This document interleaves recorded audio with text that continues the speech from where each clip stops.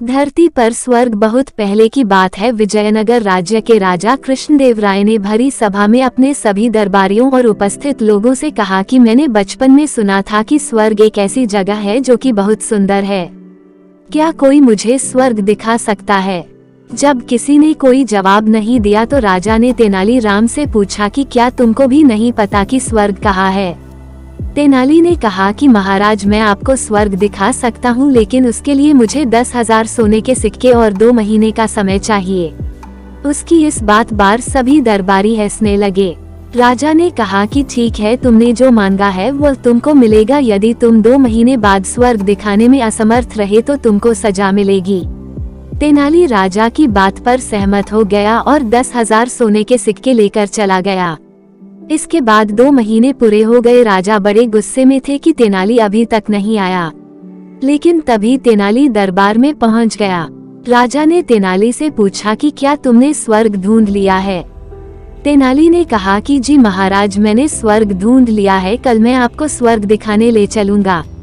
अगले दिन राजा अपने कुछ मंत्रियों के साथ तेनाली के साथ चल पड़े। तेनालीराम उनको दूर लेकर गए।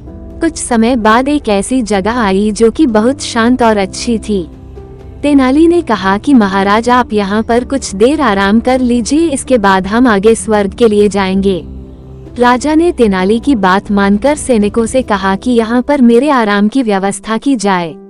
इसके बाद सैनिकों ने राजा के आराम करने के लिए तंबू बना दिए। राजा ने एक मंत्री से कहा कि कितनी अच्छी जगह है, कितनी शांत है, हरे भरे पेड़, नदी और पक्षियों की आवाज। पहले किसी ने मुझको इस जगह के बारे में क्यों नहीं बताया? इसके बाद मंत्री ने कहा कि महाराज, वो सब तो ठीक है, लेकिन तेनाली ने आपको स्वर्ग दिखाने के लिए कहा था। राजा ने पूछा, तेनाली कहाँ है? कुछ देर के बाद तेनाली आ गया। उसके हाथ में आम थे। तेनाली ने राजा से कहा, महाराज, आप इन आम को खा लीजिए। राजा ने आम खाए और कहा, आम तो बहुत मीठे हैं।